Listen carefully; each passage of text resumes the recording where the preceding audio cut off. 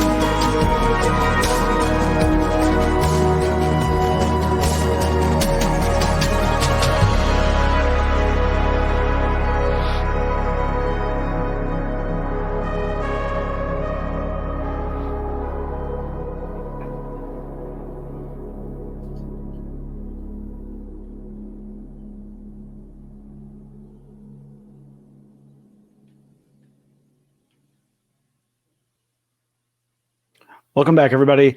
Thank you so much for staying tuned with us. We've got a great presentation up next by Professor WHAM. WHAM is a history wonk with too many degrees and a love of the occult, mysticism, shamanism, all things paranormal, and horror fiction.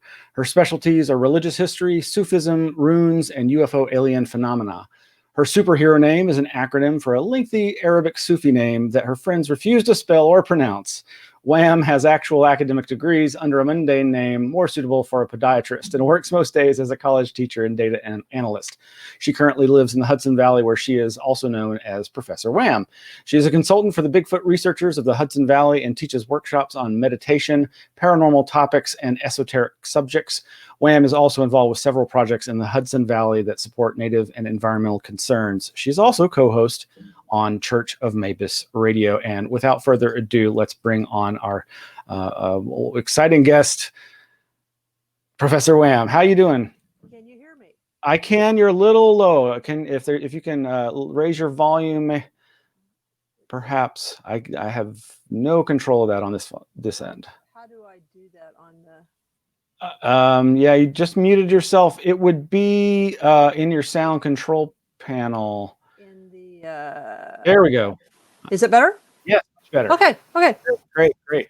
All right. Well, I'm going to go ahead and bring up your slides here, and let's get that all going. Now, these are extremely simple slides. I have spent no time on them. Well, we appreciate it nonetheless, and I'm looking forward to this talk. For those who aren't really know what we're about to get into, I first became aware of Professor WHAM through one of our other upcoming presenters, Stephanie Quick, who alerted me after hearing about your dissertation on one of the Church of Mabus shows, and basically she was like, you've got to get this dissertation, you've got to meet Professor WHAM, and thankfully that has all happened, and it's a fascinating paper, and it's around. We have a copy in the archives, and we'll be there. It's that big. Oh my gosh. As Roy Anderson would say, it's thick enough to stun an ox. Yeah. Well, it's so thick that they almost had to go to 2 volumes when they bound it. Well, oh my God! I just realized I have my laundry up. Hold on, just a second. Oh. I thought that you were going to show us a new T-shirt design. No. It's just my Rob Zombie T-shirt. No, it's like, oh my God, I have my laundry up. Okay. Well, I'm going to let you get started here, and we'll take it away, Professor WHAM. Hi, y'all. I am extremely grateful that Smiles has permitted me to talk about, well, something that I've worked with for probably the greater part of my academic career, which is not an illustrious career, I have to say, because of the nature of my dissertation and my master's. I have been unable to achieve that sort of high vaunted goal of becoming a tenured professor, but that's okay. It's actually permitted me to do the type of research that I probably wouldn't be permitted to do at the academy. So as Professor WHAM, and as Dr. C.S. Matthews, which is my more academic name, Smiles indicated that I do have graduate degrees in religious studies and American cultural studies, but I have studied paranormal topics.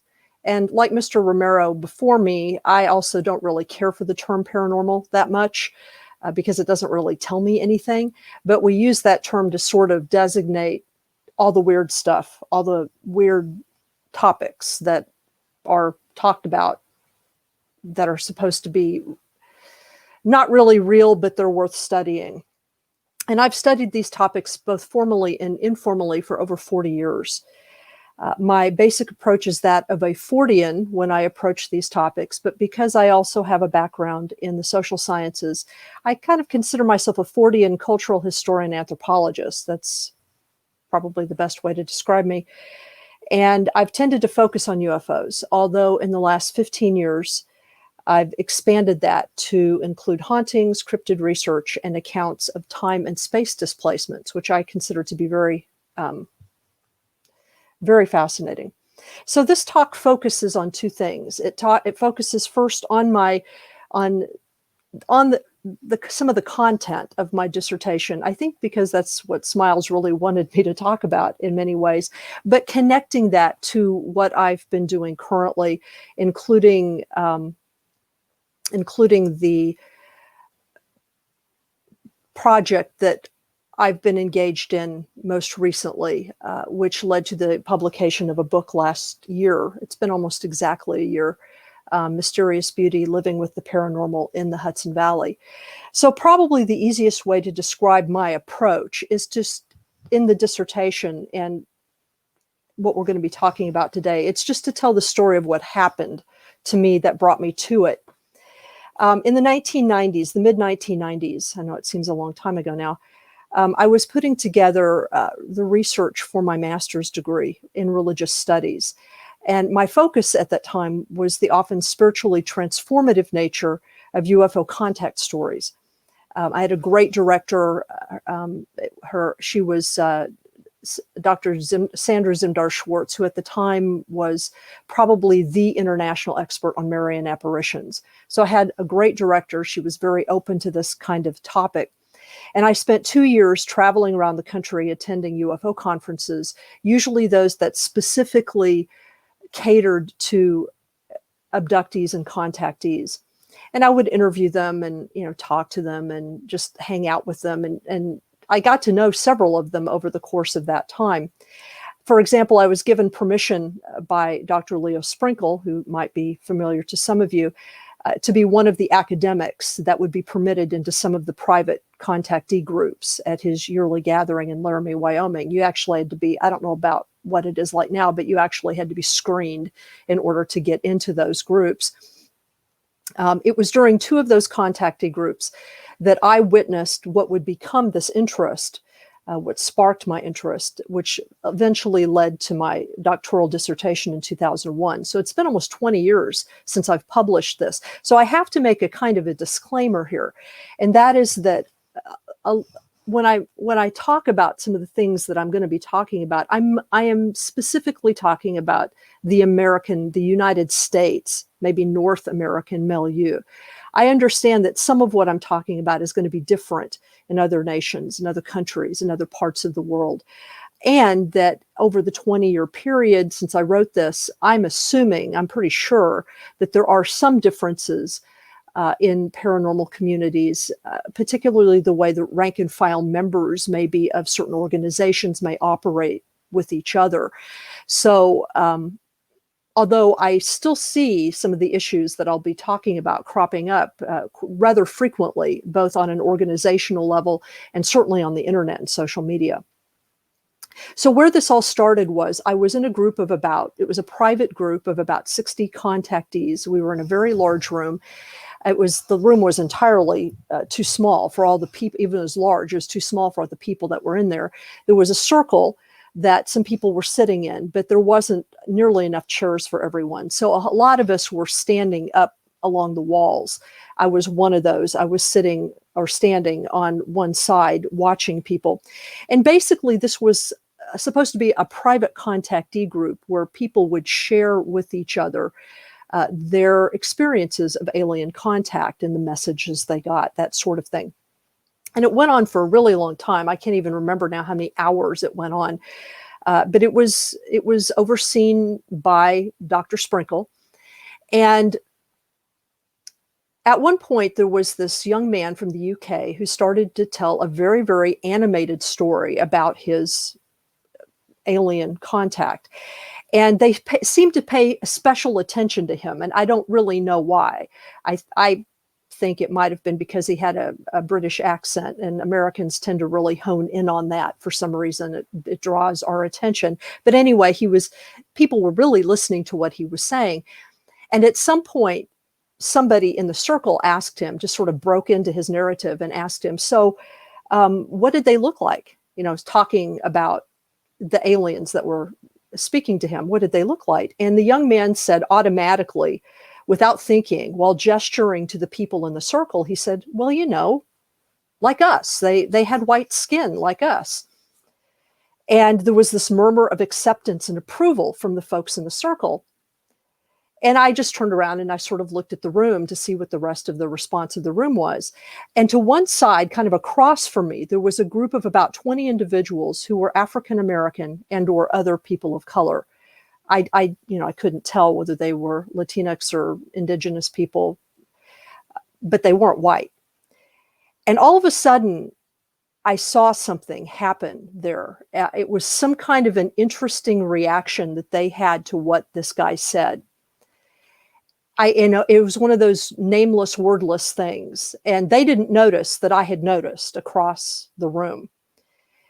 But they were having a clear reaction to what he said. And of course, nobody else noticed. None of the people in the circle, all of whom were white, paid any attention to what this guy was saying. So I felt like I had witnessed something really significant. But they managed to get out of the room before I could get to them once the circle broke up, because there were so many people in between me and them that I couldn't get to them to talk to them about what their reaction was, what I had witnessed. Now, the next day, there was supposed to be at this conference, there was supposed to be this, or there is, I think they still do this, there was this large kind of auditorium-sized group meeting. So all the different contactee groups would get together and they'd sort of have this large mass meeting where people who had not had an opportunity to tell their stories in any of these smaller groups, if they signed up, they could tell this entire large group their contactee story. So, I went to that, and this was more of a public meeting. So the first 2 or 3 people stood up and they shared pretty standard contactee experiences, including various spiritual or prophetic messages that they had gotten from their contactors. And then this woman got up. She was an older woman. She had a very slight accent, but I couldn't place it. And she began to tell the story of the time that she had been awakened in the middle of the night and taken away by tall strangers dressed in odd uniforms. They had taken her and her sister. She didn't know where her parents were.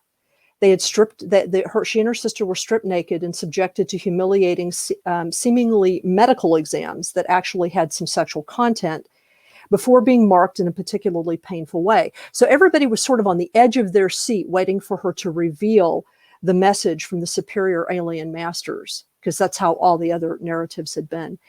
And then suddenly she said, yes, and I still wear the scars of that mark today. And she rolled up her sleeve, and on her arm was the numbered tattoo of the brand given her as a child by the Nazi soldiers who had captured her and her family and taken her and her sister to a concentration camp. Now, she had not been ranting she had been building up to this point in the story. And then she went on and very quietly, it was really startling how she did this quietly with intensity, not ranting at anybody, but she basically excoriated the crowd. She said, it's not that I don't believe that many of you have had these contactee experiences, she said, but I have issue with the implied messages that many of you are delivering about saving genetic material and that a superior race somehow needs your DNA. And she observed that most of them in the room were white. And she said, how do you know that you aren't playing right into a story that has been foisted on us before? And I mean, you could have heard a pin drop. And I just sat there and went, whoa, listening to her. And people didn't really know what to say. And then so she got down off the podium and left. And there were these couple women that were sitting behind me, and they were muttering to each other. I could overhear them. And one of them said, oh, poor dear, she's obviously had a really hard time, in a really patronizing way. I had personally found her to be really articulate, and there was something about what she said that connected to what I had witnessed in the previous room. And so the seeds of this dissertation were born. Now, I didn't begin to write about it until the fall of 2000, and that was after about 6 more years of research. And by that time, I had amassed a wealth of material. So this is what I found. Yes, and he's got the first slide up there. Basically, what I did was I extensively analyzed the background of the popular mainstream alien abduction narrative in the United States. And I found that the narrative, not the experience thereof of alien abduction, but the narrative, because often the experiences are different than the narratives that are then later published. The popular narrative of alien abduction that we've become familiar with was generated basically from Bud Hopkins' reinterpretation of the Betty and Barney Hill case. So what I do in the dissertation is a careful textual and heuristic analysis of the accounts of Betty and Barney Hill. And what they indicate is that while the two of them did share some kind of strange encounter in September of 1961, their experiences and later interpretations of that experience differed significantly, due in large part to their different cultural and personal histories and contexts. And I considered this story to be really, really important for this study that I did because it's considered to be like an abduction case. And also because Betty and Barney Hill were clearly an interracial couple. And they had both their experience, and then the report of that experience was published during a time of maximum political and social upheaval that was in part, although not entirely, revolving around racial issues. Now, if you think about it from this far remove, it would seem obvious that Betty and Barney Hill would have differences in how they experienced their contact. And those differences were recognized by Benjamin Simon, the psychiatrist who treated and hypnotized them. He noted that Barney showed much more trauma than Betty, not because more terrible things happened to him, because how does one really objectively measure that? And after all, he didn't perceive himself as having a needle stuck in his abdomen like Betty did, but because he had already had experiences previously in his life that involved being threatened by invaders from the sky. For example, earlier in his life, when he was married to his first wife in the late 1950s, he and his wife were visiting a recently integrated beach. I believe it was in New Jersey, and they were buzzed by a white Piper Cub pilot in a small private plane who shouted epithets down at them while he buzzed them and terrified them. He undoubtedly had to deal with his share of comments and stares because of his interracial relationship with Betty. And he apparently shared some of these things with Benjamin Simon, who, of course, didn't publish these things due to patient confidentiality. Simon noted, for example, that when he asked Barney about what their abductors looked like in the first session, the first hypnotic session, Barney was astonished to discover that they looked like red-haired Irishmen. And over the course of his sessions, his memory of the appearance of the captors began to change. Now, this doesn't mean that he didn't have this experience. It has to do with how he perceived what was going on. Simon also noticed, as did Barney, that they apparently were interested in only the physical aspects of Barney, his sexual organs, the fact that he had dentures, at least according to the story that John Fuller tells in The Interrupted Journey. Now, what you see here, of course, is the classic picture of Betty and Barney Hill, and the book on the right is a later text that was written by one of Betty's nieces, and it's an interesting book because it provides more of that cultural and personal context, as well as some more insights into their marriage and some of the other really weird paranormal experiences that attended their abduction experience. In other words, the abduction experience by itself was not just a one-off. There were some other weird things that happened before and after this experience that confirmed, at least for Betty, that something really strange had gone on. You can go ahead and go on to slide 2 if you want to. Smiles. Now, Betty, on the other hand, despite the uncomfortable aspects of her experience, encountered individuals in the aliens who were explorers, pioneers, maybe even traders and entrepreneurs. They show her a star map. They talk a little philosophy, although she also experienced some discomfort and trauma that had to be dealt with in therapy. Basically, they had sought out therapy because of Barney's PTSD. And they only went public with John Fuller after their story had been surreptitiously leaked to a media outlet. Now, much of the information I'm giving you here is common knowledge. It's publicly out there, but of course, it isn't talked about very much. Now, what Bud Hopkins did in his book, Missing Time, with this story, and he actually does describe this process in his book, is that he folded the two very different accounts into each other. He kept almost all of Betty's account and basically elided everything of Barney's except the trauma. Barney's personal context, his initial responses to the abductors, everything that could be traced to his unique human experience as a Black man in a race-torn American context was removed and treated as not germane to his experience because, and this is important, it didn't matter to Hopkins' central narrative about the purpose of alien contact. But Barney's experience did matter to him.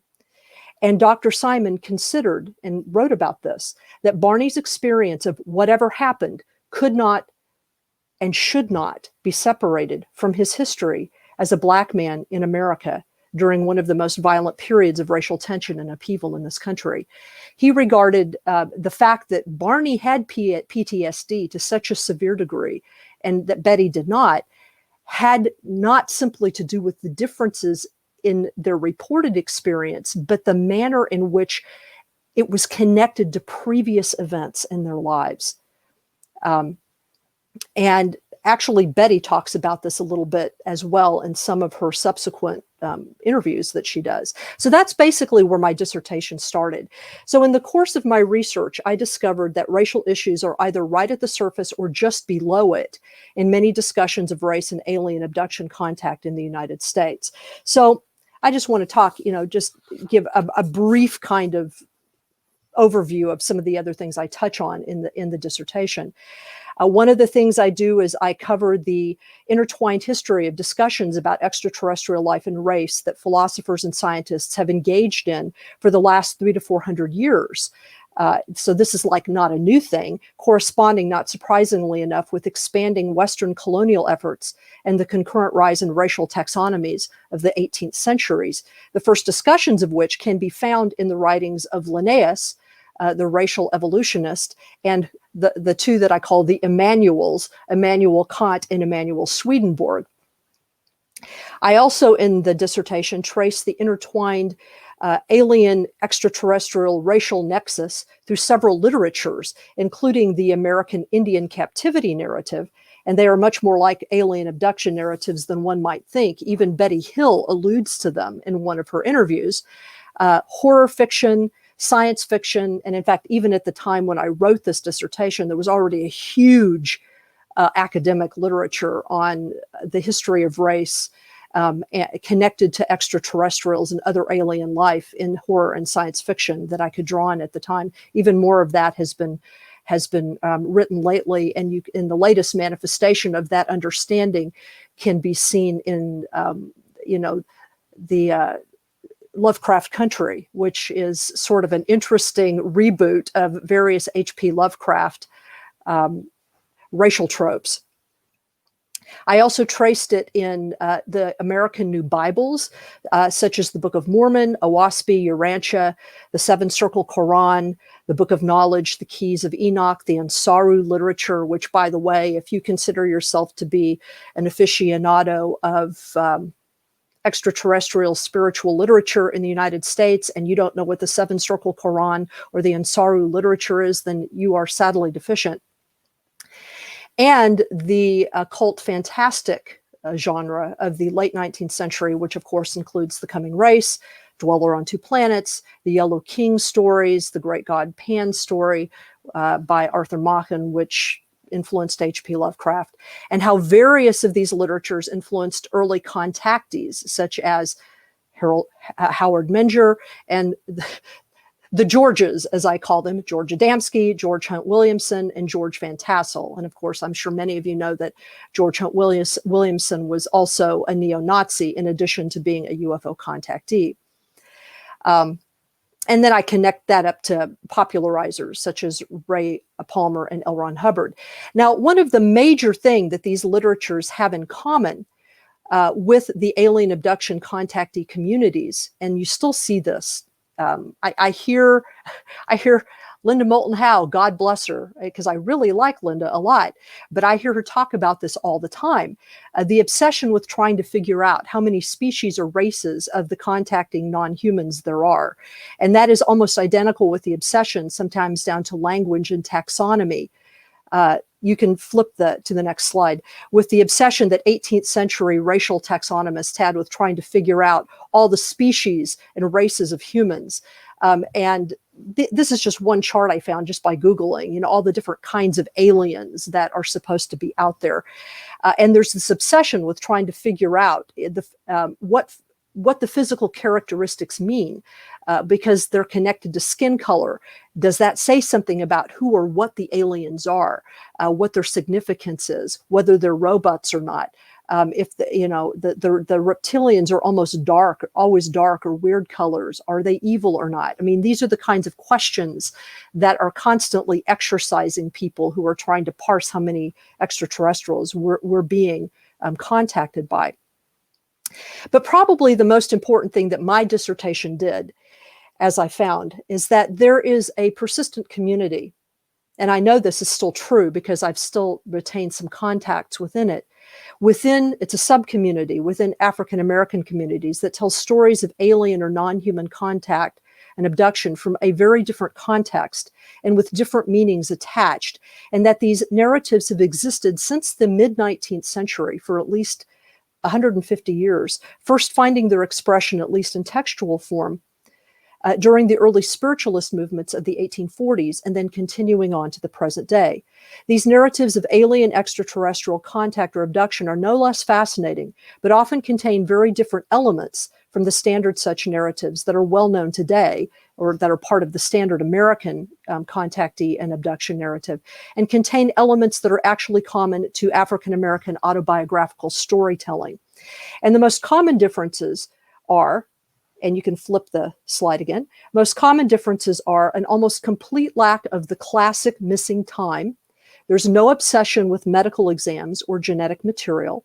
Far greater emphasis on encouraging personal and spiritual development, the affirmation of their identity, the contactee's identity as human beings, including an affirmation of and healing of sexual trauma, an affirmation of the general sameness of all human beings. And I include here a couple of examples. The one is a book that was written in the late 90s by a guy named Riley Martin, describing his ongoing contact with representatives from a world called Tan, and it's called The Coming of Tan. And this guy wasn't well known at all at the time when I talked about his text in the dissertation, but Howard Stern somehow got a hold of him in the early 2000s and would have him on his show on a regular basis, and talk to him about his experiences, but also sort of make fun of him a little bit. But I was pleased to see that this book is still in print. And it's, regardless of what you think about the objective nature of Riley Martin's work or his experiences, the fact is that he tells a very different story about the importance of alien contact. And that alone is what was important to me. The guy on the right, you may or may not recognize him, is Sun Ra, the great avant-garde jazz musician who traced the trajectory of his musical inspiration back to a UFO contact experience that he had when he was a young man in Central Park, New York City. And this is talked about in the biography that was written about him in the late 1990s, which I believe is still in print. And I use that biography as a way by which to talk about the differences in African-American experiences of alienness in the dissertation. So in short, the standard alien abduction narrative that we have, or the common one that we have in the United States, is largely based on a, quote, white understanding of the world, in which individuals are captured out of a presumed normalcy, marked and made different or alienated from their original personal social contexts. Now, in many African American communities, contact communities, alien abduction and contact consists of being contacted within an alienated condition, affirmed, given human status, healed, and provided with resources to survive in a social political context in which none of that is guaranteed. And so that's a very, very different experience of what the alien contact is. And yet we hardly ever hear about those kinds of stories in the mainstream. Now, when I did this was, first of all, I reviewed all this literature. So that's just a review of the literature that I found. But I also found other more salient kind of data-driven examples. So that, for example, by the time I was writing this, in Bud Hopkins' working database of almost 600 people, and that was of the time of the writing, there were fewer than 10 individuals that he could identify that were African American or even people of color. Now, by the late 1990s, Hopkins had already been called out on this by several researchers, and his response was genuine puzzlement, which really should have concerned him, since the abduction scenario that he was advocating was supposed to be universal. Was he simply not thinking about asking African Americans about their experiences? Might there be some additional reasons why African Americans and other people of color might not be willing to subject themselves to hypnotic procedures by a white guy without credentials in psychology? I mean, I could think of like dozens of questions, or reasons, but what it was instructive to me was, at the time, Hopkins had considered none of them. And that to me was sort of the point. There are all of these different stories. If we believe that these kinds of contacts are happening, or if we believe that these kinds of stories are significant, then we need to look at all of them. We need to not focus in on stories that already sort of replicate a certain kind of larger social narrative about what we expect a superior intelligence to do or to look like or to approach us. Now, many of these questions, especially some of the issues about hypnosis, were actually broached by Betty Hill herself. You can go to the next slide. In 1995, in her book, A Common Sense Approach to UFOs, a book that was roundly ignored by many in the UFO abduction community because she doesn't buy the trauma narrative and she doesn't buy the hype about hypnosis. And of course, there has been a lot of question about that since then. Now, the picture on the right, I just included because it's one of my favorite pictures. That's Betty Hill. She's on the left. And the woman embracing her is Betty Andreasen.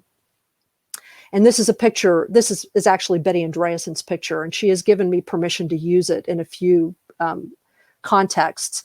I call it the two Bettys. And I just really like this picture of the two Bettys. Two of the best abduction accounts out there, and they're right there together. Now, I'm not alone in recognizing some of these issues and some of these trends. As early as 1970, John Keel wrote about some of these weird tendencies in contactee communities, and also within certain messages that contactees would get from their contactors. That evinced various racial ideas or even white supremacy ideas. And I just wanted to read you a quote. This is from The Haunted Planet, on page 97 of this edition. And he's quoting Long John Nebel, the New York radio personality who was one of the first large public figures to interview UFO contactees. And Long John Nebel had written a book called Way Out World, and he offered this comment. He said, "The bit that has always bugged me is the racist propaganda, which keeps cropping up from one group to another. In this area, regrettably, I'm unable to name names and cite occasions, since the allusions are always so carefully phrased so that the offenders could easily deny the intentions of their remarks. But the meaning is there, never doubt it. And as is usually the case, the unfavored parties, racially speaking, are the Jews and the Negroes. Negroes was still an okay word to use at the time. And the themes of both fascism and communism seem to echo from behind the scenes on more than a few occasions. And that's all part of the action. That's what he says. In fact, it was the sheer multiplicity of alien types and the fact that outside of the American milieu, citizens of different nations experience different kinds of beings that caused Jacques Vallée to, that was one of the reasons that Jacques Vallée gave up the ETH to begin with. There are just too many unnecessary and varied contacts and experiences. You can flip to the next slide.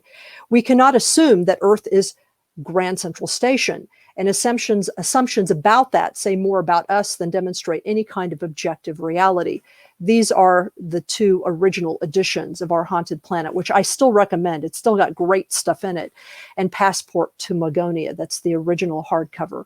I do have the updated version as well. Classic books. Now, additionally, Vallée speaks directly to the overlap between UFO cults, contacts, and white supremacy ideology in his deservedly classic Messengers of Deception. So we can flip to the next slide. So come full circle to my present book, Mysterious Beauty, Living with the Paranormal in the Hudson Valley. How does this all connect to what I'm doing? Well, when I started doing this research, I found that there were some similar concerns in some communities. Some things have changed over the last 20 years, but these are the kinds of the things that I had found. I discovered, for example, that paranormal accounts, and by paranormal accounts, I include UFOs, various types of alien contacts, say with little people or any other non-human entity, of which there are a number of them that are described in the Hudson Valley, and they're not always alien, ghosts, Bigfoot, and other beings, that these paranormal accounts predate the settler period, although the experiences and beings reported were and are not described as paranormal by the indigenous peoples of the Hudson Valley. And just to make sure that some people don't know this, to reassure you, no, not all indigenous people left the Hudson Valley, nor are they all dead. Many groups just assumed English or Dutch sounding surnames and hid in plain sight. I know many of them now. They've always been here. I discovered, for example, and this constitutes several chunks in the book, that there is a hidden yet untapped potential treasure trove of paranormal accounts that are connected with sites along the Hudson that were stopping or exchange places on the Underground Railroad that led through New York into Canada.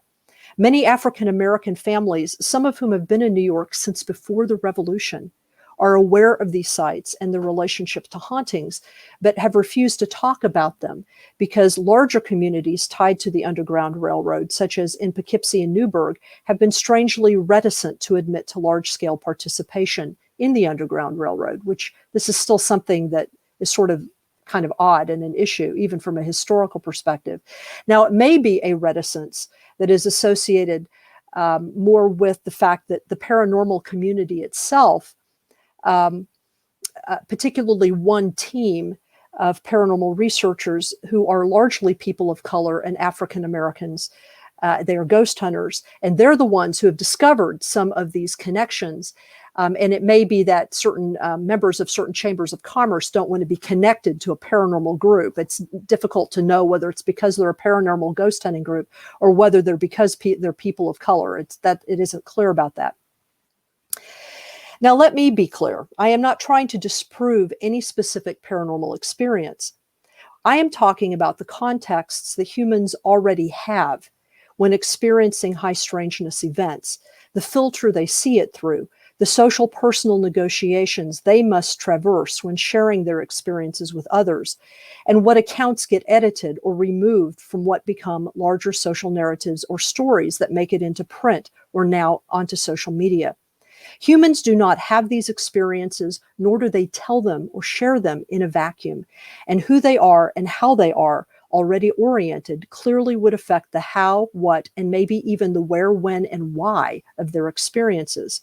In the United States, racial assumptions are ubiquitous, and it would seem a little crazy to believe that they would have no effect on how any given human in the United States would perceive, experience, explain, and come to understand a non-human contact or abduction without being influenced by those assumptions. Now, that being said, at least in the Hudson Valley, when it comes to indigenous materials, there are researchers in the Hudson Valley and in the larger paranormal community that are beginning to address some of these issues, at least with, like I said, with regard to indigenous communities. In the Hudson Valley, you have investigators like Glenn Kreisberg and Linda Zimmerman, who are better known researchers in other areas. But they have started to look at the connection between indigenous ceremonial sites and repetitive paranormal events, for example. On a larger, more national scale, Gregory Little, Allison Jornlin, and Linda Godfrey, as well as the extraordinary researcher Artie Six-Killer Clark, who I'll show you her books in just a minute, are working to be more inclusive of indigenous, non-white mainstream stories of alien contact, paranormal encounter, and just sort of general historical mysteries. So what I decided to do is give a current example. This is not so much about alien contact, except that it's often sort of folded into the story of alien contact. And it has to do with how some researchers use ideas about ancient artifacts in ways that betray what are now very old racial assumptions. So you can go to the next slide. We're talking here about the mounds and other Indian or native indigenous artifacts, and I'll just focus here on the Ohio Valley. Now, the idea that the mounds of Ohio, specifically, although this could also be attached to many mounds and petroforms found throughout the eastern and southern U.S., were built by an alien or non-human or non-indigenous people, this is still something that I see cropping up a lot. I mean, I field it almost every week in one of the various groups that I participate in. Now, this has been discredited at this point by archaeologists, but one finds this all the time in the popular UFO literature. This view is often predicated on the notion that no one knows who built these mounds. But in fact, we know pretty precisely who built what and when, if you ask the right questions of the right authorities. So this includes all three of the complexes that you find in Ohio: the Adena complexes, the Hopewell complexes, and the Mississippian Fort Ancient complexes. The Adena complexes were built by Lenape people who had migrated into the area of the Ohio Valley and western Pennsylvania during the very time frame that the mounds have been dated, to which they've been dated. How do we know they built them? Well, the Lenape have oral histories of what they built, where they built, and why they built, and why they eventually moved away to the east following their older relatives, the Mohican, into the area that is now the Hudson Valley, where I live, and areas further up to the northeast. They changed their style and no longer built these huge mounds, but they built cairns and smaller stone effigies because they no longer maintained large communities. The Hopewell complexes were built by early Haudenosaunee people, and that was before the Great Law of Peace was proclaimed. So now they often refer to those ancestors of that time with the term Iroquois, even though it is inaccurate. They had followed the Lenape into the Ohio Valley, and together they had driven out the Tsalagi, which is the name that the Cherokee give themselves, who were following some rather unsavory practices that they'd inherited from the previous inhabitants, who they refer to as the Moon-Eyed Ones, and a little bit more about them later. The Iroquois chose to be more urban than the Lenape, and this is part of what caused the latter to move on. Eventually, the Iroquois largely gave up their urban lifestyle as well because it caused them to engage in continuous warfare and elitist competition. And these are the reasons why these complexes were abandoned, in much the same way that we now know that many Mayan populations decided to abandon their cities. Not only was the land being despoiled, but the common folk became tired of being lorded over by violent elites, who, at least according to the Iroquois in the Ohio Valley, occasionally actually became cannibals. You can go to the next slide, slide 9. The Mississippian complexes were built last and represent not one people, but rather a religious cult that spread through much of North America up from Central America and Mexico and was adopted by many, but not all nations and peoples in North America. And you can see the Northeast was kind of left out of this. You know, the Iroquois, the Haudenosaunee, the Lenape, they'd done this already. They were done with this.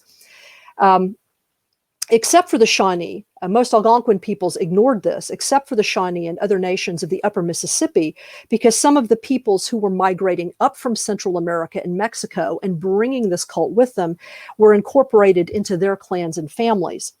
Now, these complexes finally collapsed entirely by the first continental epidemics of the mid-17th century, which preceded the physical appearance of European settlers, sometimes by 2 to 3 generations.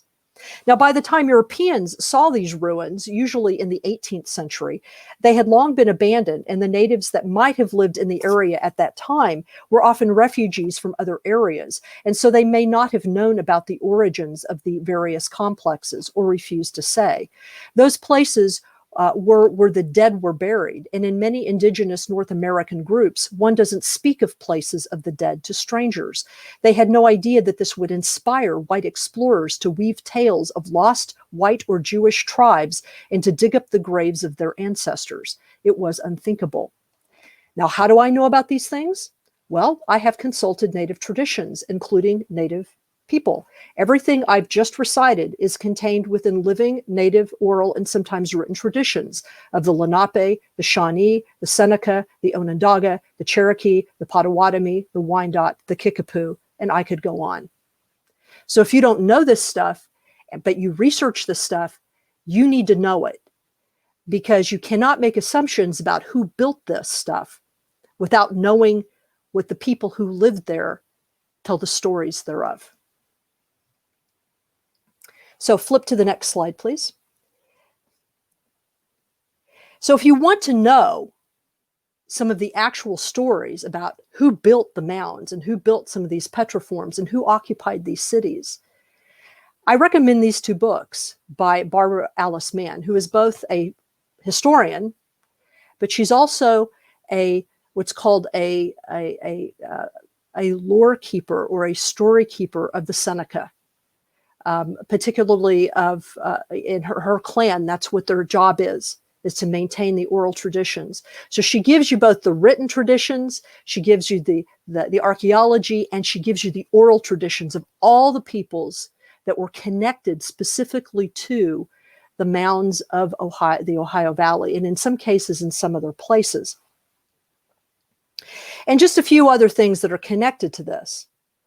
Did you know that some immigrants from Central America, and this was even before this, were Proto-Mayan peoples who wore goggle-like headdresses, were short, at least compared to the Cherokee and Iroquois, who tended to be quite tall, and pigmented their skin, sometimes white and sometimes other colors? Could they have been the moon-eyed ones? Because when the individuals who wear the goggle-eyed headdresses were often referred to in Central America as the sun-eyed or moon-eyed ones, because it was referring to the goggles that they wore. Did you know that many indigenous peoples in the northern climes of North America have always had lighter skin, and in fact developed a kind of suntan lotion to darken their skin to protect it from the sun? The Haudenosaunee still have the recipe. The average height of a Seneca or Mohawk male or Onondaga male at the time of contact was over 6 feet tall, compared to the average European height of about 5'4", 5'5". Even Gregory Little has indicated in his book, the book that he wrote not long ago called Paths of Souls, in which he tries to help reconstruct the cult that came up during the Mississippian culture into North America. Even he carefully looks at the claims about giants that were buried in these, connected to these mounds, and comes to the conclusion that, well, actually, no, the skeletons that they talk about were well within the height possibility of the Iroquois people that we know of. They were just big compared to white people at the time. Okay.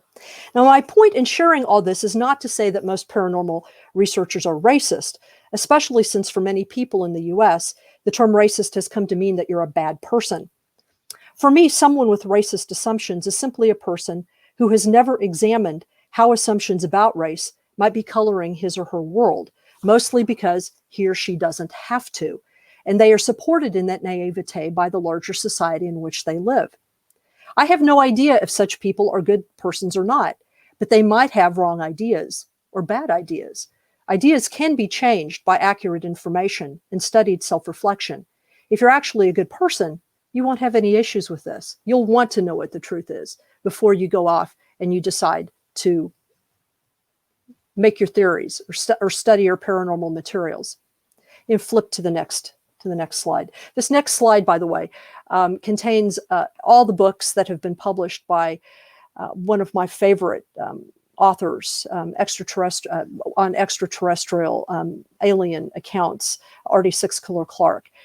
She is an indigenous person, but she has gone to great trouble to collect 4 volumes worth of fabulous first-person alien contact and abductions. I'd recommend all of them. They're all excellent, but the one called Sky People is particularly good.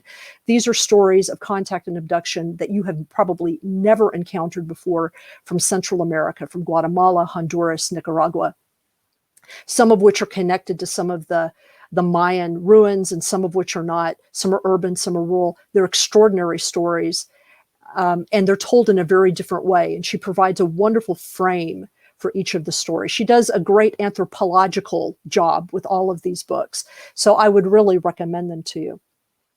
So to close this up, in the 2018 documentary about Deep Space Nine, Star Trek Deep Space Nine, which is my favorite Star Trek, and the documentary was called What We Left Behind. One of the creators of the show, Ira Stephen Bear, and talking about the pivotal episode, Far Beyond the Stars, again, an episode I would highly recommend, which portrays what happens to a Black science fiction writer in the 1940s when he writes a story about a Black commander on a space station, namely when he tells Cisco's story 400 years in the future.